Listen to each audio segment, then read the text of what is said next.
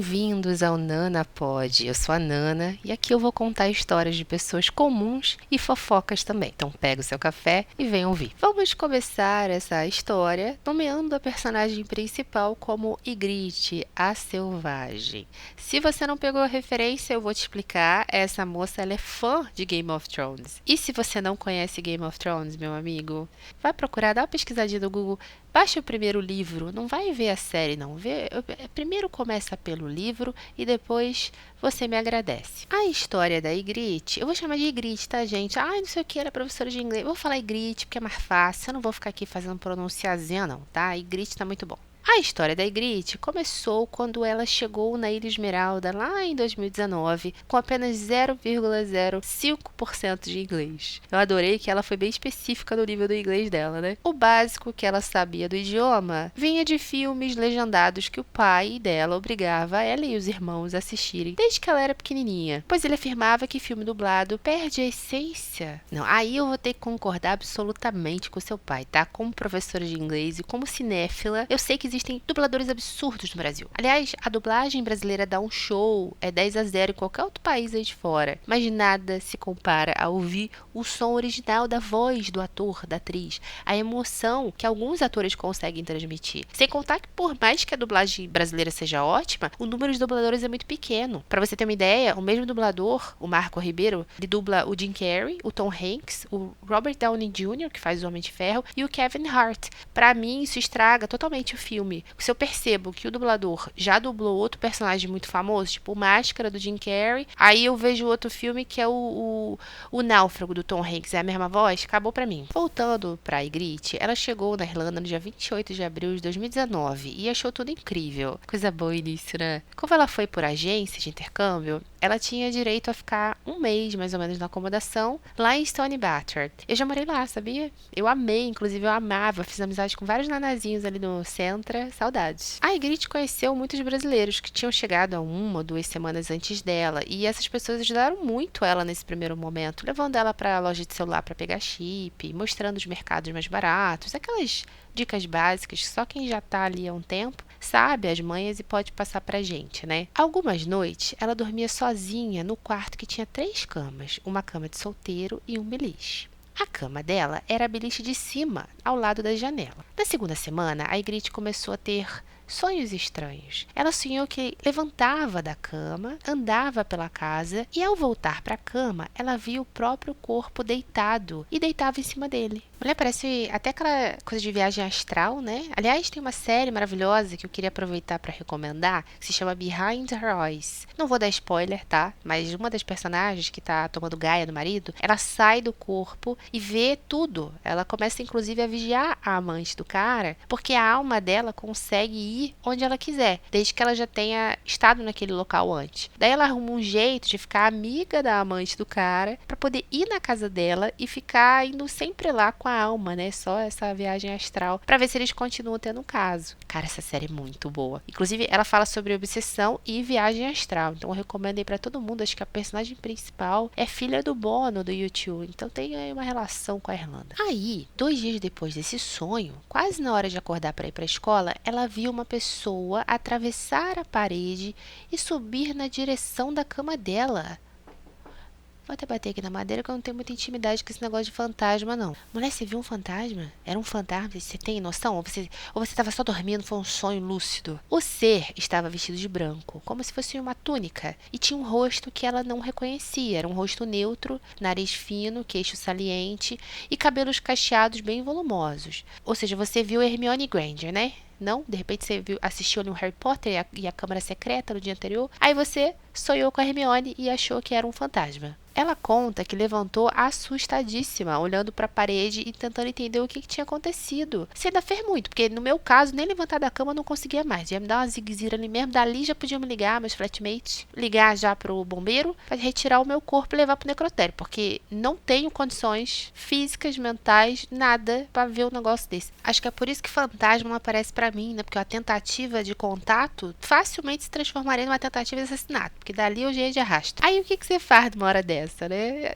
Tem muitas respostas para essa pergunta. Eu, por exemplo, morria. Tem gente que ia se borrar todinho. No caso dela, ela começou a rezar e pedir para que aquilo não acontecesse mais, porque ela não sabia lidar. Ela seguiu o dia e esqueceu daquilo. Parabéns, muito corajosa você, viu? No dia seguinte, outra coisa acontece. Eu já tô me arrependendo pra caramba de gravar esse podcast às 3h11 da manhã, sozinha, sendo que eu vou ter que dormir sozinha hoje ainda. Ela estava deitada de barriga pra cima, naquele beliche lá no de cima, né? Daí ela viu uma mão sendo projetada da cabeceira desse beliche. E nessa mão havia um ramo de flores brancas. Ela conta que o coração dela disparou e que tudo sumiu de uma hora para outra. Só que dessa vez, ela não ficou com medo e nem fez oração, porque ela pensou assim, se ele veio com flores, é porque ele não deve ser tão ruim assim, né? Aí é você que tá pensando. Na minha cabeça aqui, eu já ia pensar que de repente ele era um fantasma manipulador. Sei lá, queria te ganhar com flores, cheio de papinho. E funcionou, né? Ela não conta o que aconteceu depois desse encontro, só que ela seguiu a vida e deixou isso pra lá. O intercâmbio foi acontecendo e a pandemia veio logo após a primeira renovação do intercâmbio dela. E essa pandemia foi um cenário que todo mundo lembra, foi bem certo. Só que ao contrário de muita gente que optou por ficar em casa recebendo o auxílio do governo, a Ygritte decidiu aplicar para trabalhar em hospital.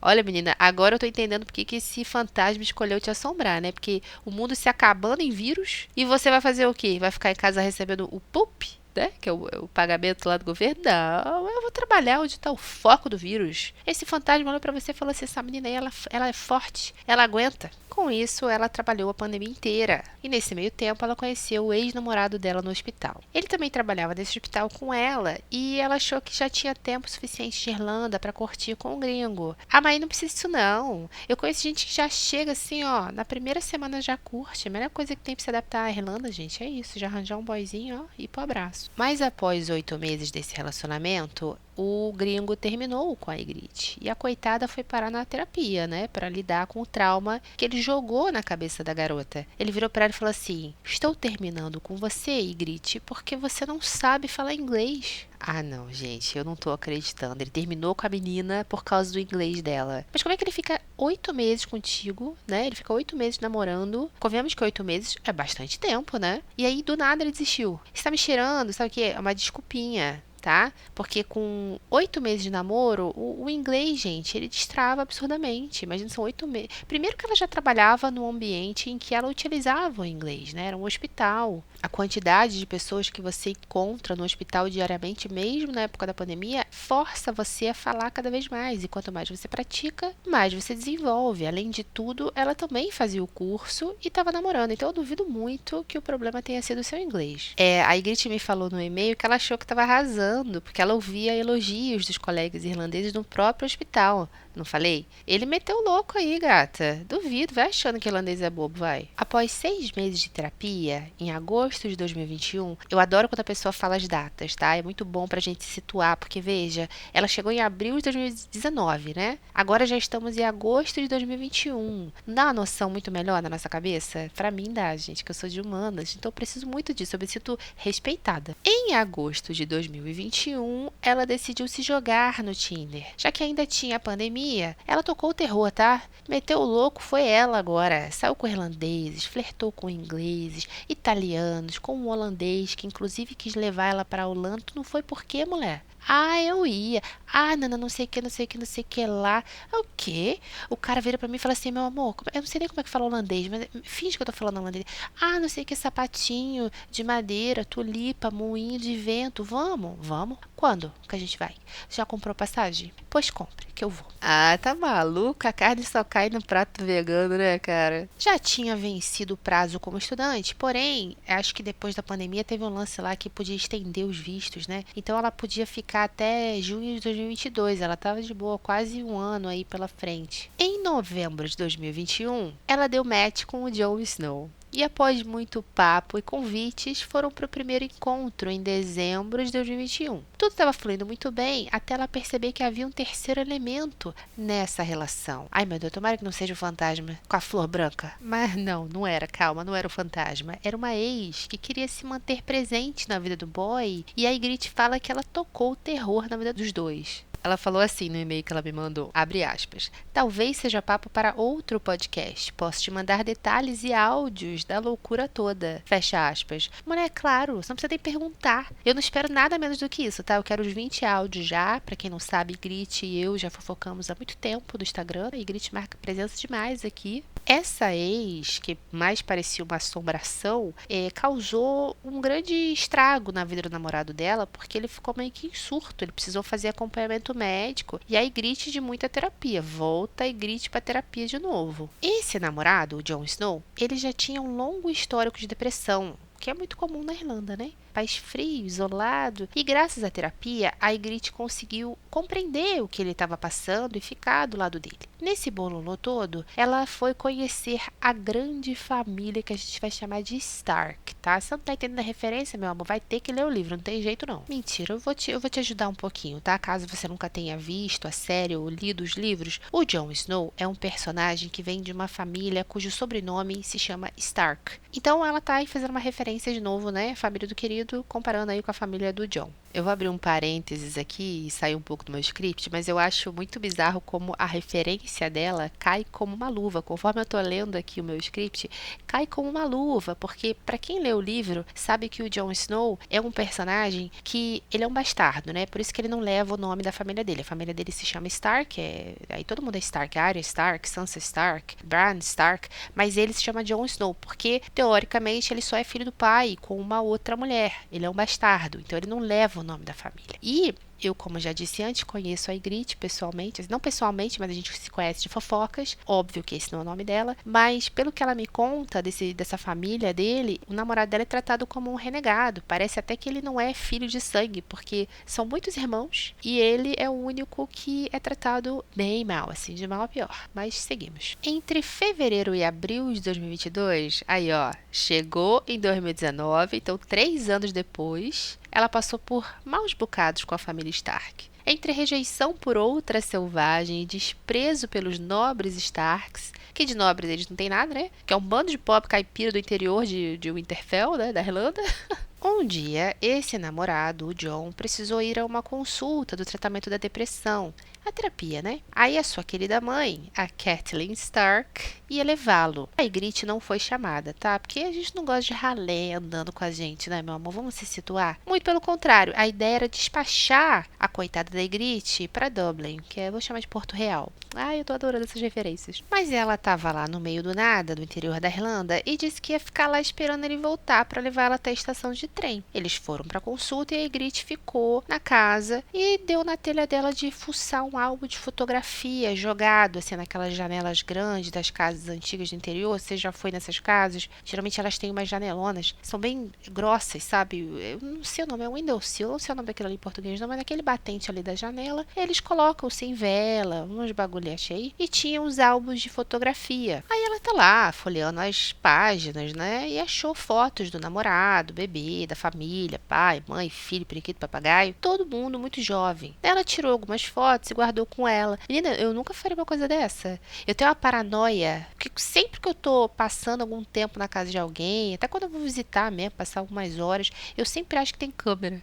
Eu nem toco em nada com medo de alguém achar que eu tô roubando alguma coisa. Aí a outra vai lá e ainda me pega umas fotos da família e guarda no bolso. A Catelyn Stark já não gosta de você, gata. Aí tu fica cutucando a onça com vara curta. O namorado voltou e levou ela de carro até a estação de trem. Ela pegou o trem, voltou pra Dublin. Nisso ela tá lá, né, ouvindo alguma coisa no fone de ouvido e folheando um livro. E veio na memória o fantasma de maio de 2019. Menina, lembra que a gente tá em maio de 2022 agora, tá? Nesse momento dela aí do trem. Ela ficou chocada por lembrar daquilo e o rosto tinha deixado de ser um rosto desconhecido. Menina, agora eu arrepiei. Como assim o rosto tinha deixado de ser um rosto desconhecido? Aí ela foi lá, voltou nas fotos que ela tinha pego do álbum da família e quem que ela viu? O rosto do fantasma que apareceu com as flores na casa dela.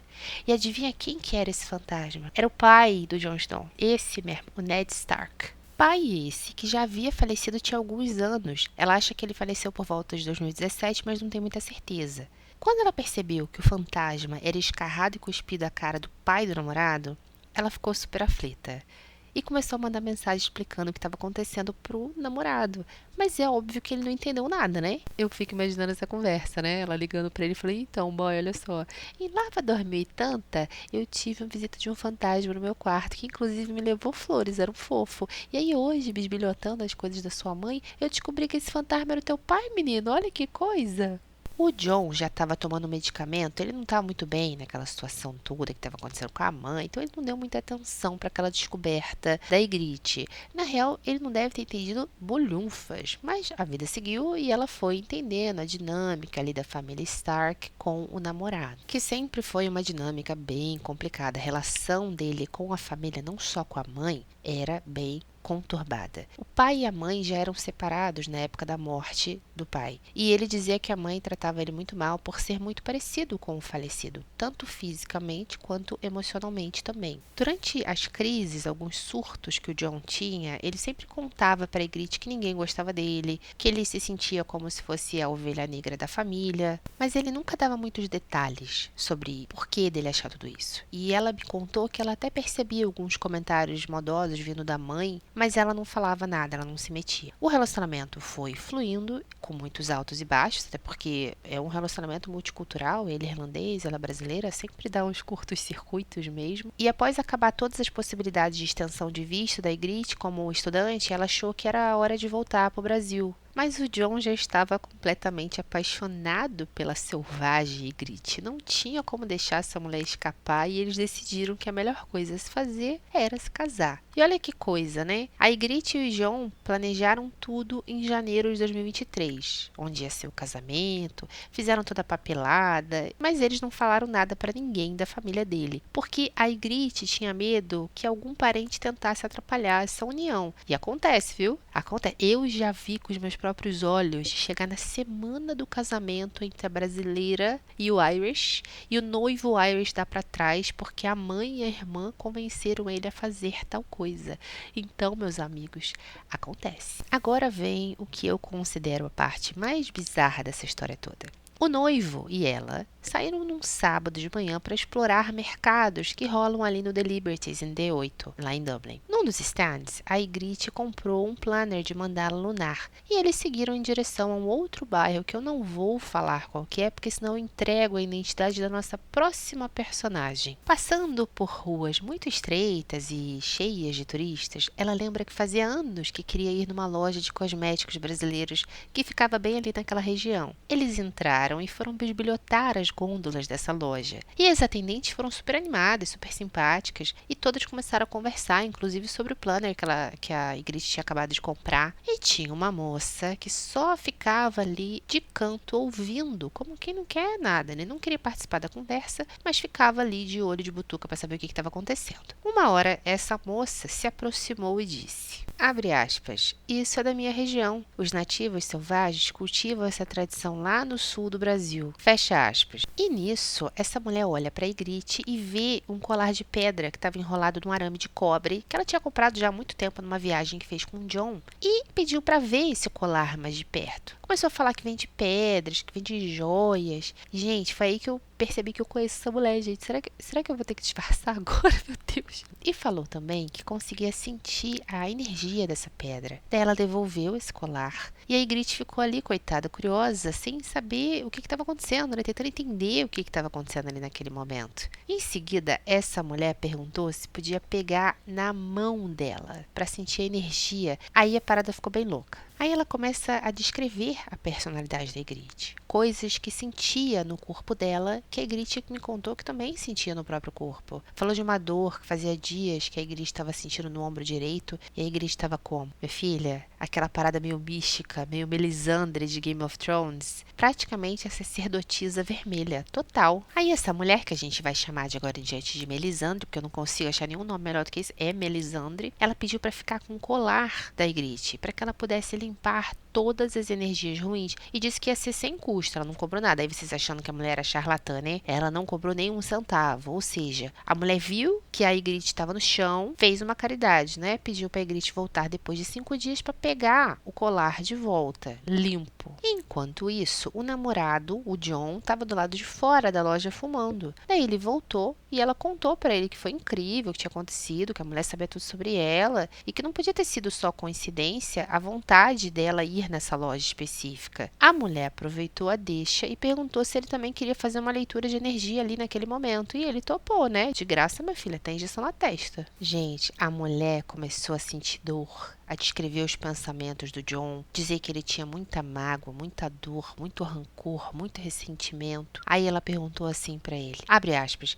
quem que morreu que era muito próximo de você? Fecha aspas. A Melisandre não falava inglês, ou não falava inglês muito bem, então estava falando só português com a Ygritte. Daí, quando a moça perguntou isso pra ele, a Ygritte se meteu logo no meio e deu um jeito de responder. Ela falou, sim, existe uma pessoa que é muito próxima dele, que faleceu há pouco tempo, que é o avô, porém, também tem o pai, que morreu tem um certo tempo. A Ygritte, espertinha, já aproveitou a consulta espiritual para falar do fantasma que apareceu pra ela, tá certa. Aí a Melisandre responde que sim, é o pai dele que ela sentia. E seguiu falando que tinha um recado do pai e que o pai dele tinha uma luz muito grande, muito forte, e falou assim pro pobre do Jon Snow, abre aspas, ele, seu pai, está sempre com você, não carregue a culpa porque você não tem culpa de nada, fecha aspas. Daí do nada, no meio dessa conversa, a fisionomia dessa moça muda, ela começa a parecer estar assustada e diz que as luzes pediram para ela fazer uma pulseira específica para ele usar, que fazia parte de um tratamento que ele também precisaria, né, fazer uma coisa muito específica por causa da dor que ele está carregando. Ela não falou mais nada pro Jon, porém pediu para Ygritte voltar sem falta porque ela precisava contar algumas coisas que ela tinha visto ali naquele momento, mas que não queria contar na frente do Jon. Gente, que babado, mas eu não saía dali sem ela me contar essas coisas nunca. Eu não ia nem dormir mais. Eu falava, me passa seu WhatsApp aí, mulher, pelo amor de Deus, tá doida? Manda um áudio, sei lá. Como combinado, uma semana depois a Ygritte voltou nessa loja e ela já foi logo querendo saber o que é que a mulher viu na vida do noivo dela, né? Como qualquer pessoa. E a sacerdotisa conta nos mínimos detalhes. E foi uma parada bem pesada, sabe? Uns detalhes bem pesados, muito dolorosos de se ouvir. Por isso, inclusive, que ela não quis contar na frente do Jon, porque ela imaginou que ele poderia ter uma reação negativa, né? Ou qualquer outra coisa, até porque eles estavam dentro de uma loja, num lugar bem movimentado. A Ygritte vai deixar a gente na curiosidade, viu, pessoal? O que eu posso falar é que ela viu a relação abusiva que a mãe exerceu sobre a vida dele inteira. Ela descreveu detalhes do local, falas ditas pela mãe, choro, súplicas para que a mãe parasse. Ou seja, ela descreveu tudo de ruim que havia nesse relacionamento entre a mãe e o Jon ao longo dos anos. Depois dessa conversa, a Ygritte voltou para casa com esse colar, né, que ela tinha deixado com a mulher devidamente purificado, e a pulseira, a tal pulseira que a mulher preparou especificamente para o Jon. Agora vem a parte mais difícil, que é contar para o Jon tudo que a mulher falou dele, da vida dele, da relação dele com a mãe, porque você sabe que homem é meio cético, né? A gente, mulher, acredita mais nessas coisas, fica mais impressionada, mas o homem, menina, o homem é... são poucos aqueles que se abrem para coisas sobrenaturais. Talvez pelo Jon já ter aí uma abertura para a terapia, ele pediu para que a Ygritte contasse tudo para ele, não escondesse nada, falasse exatamente do jeito que a mulher contou para ela. Enquanto a Ygritte ia contando, tadinho, os olhinhos do Jon foram enchendo de lágrimas. Ele ficou muito emocionado e ele sempre quieto, né, ouvindo pensativo aquilo tudo. Teve um momento que ele criou coragem e contou para a Ygritte sobre uma situação que ocorreu entre ele e a mãe quando ele era bem pequeno, devia ter uns 6 anos mais ou menos, que foi uma coisa bem pesada. E ele sempre insistia muito que não conseguia entender porque que nenhum dos irmãos nunca defendeu ele dessas situações, né, que aconteciam com a mãe, que eram coisas bem covardes mesmo, que ela fazia e ainda faz com ele até hoje. Detalhe que ele é o mais novo de 6 irmãos. Então, assim, não tinha TV lá no interior não, galera. Ai, olha, eu sei que essas coisas que mexem com mãe, com maternidade, podem ser muito pesadas, né, porque a gente idealiza que mãe é tudo igual, todo mundo ama o filho igual, que trata da melhor forma possível. Mas não é sempre assim, né? O buraco é mais embaixo, é bem mais embaixo. Tem muita mãe narcisista que não deveria ter tido filhos. Tem muita mãe que passa por depressão pós-parto, não se cura e acaba tratando o filho mal por culpá-lo por essa condição. Tem mãe que é abandonada pelo pai ali do filho, também coloca a culpa nessa criança e passa uma vida inteira tratando a criança mal, o filho mal, consequentemente, por causa dessa relação que não deu certo. Então a gente não pode romantizar oficializar a maternidade. Um mês depois dessa conversa entre a Ygritte e o Jon, eles se casaram. E eles seguem juntos até hoje. Mesmo a família dele não gostando da Ygritte, não aceitando, eles vão ter que aturar essa selvagem aí, porque ela tem muito orgulho de onde veio e não vai mudar a sua cultura para se encaixar nesse reino deles aí dos Stark. Eu achei ótimo isso, porque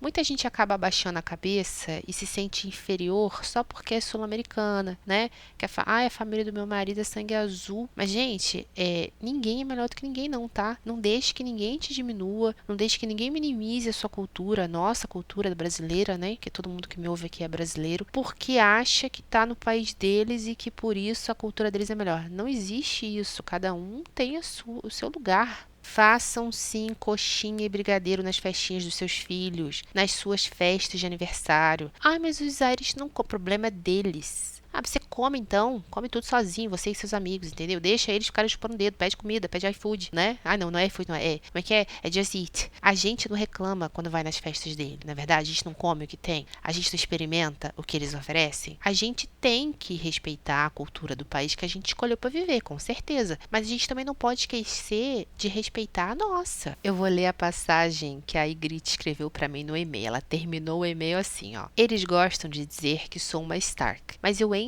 a boca para dizer que sou a Ygritte, a selvagem, com S maiúsculo e sem pretensão nenhuma de ser uma Stark.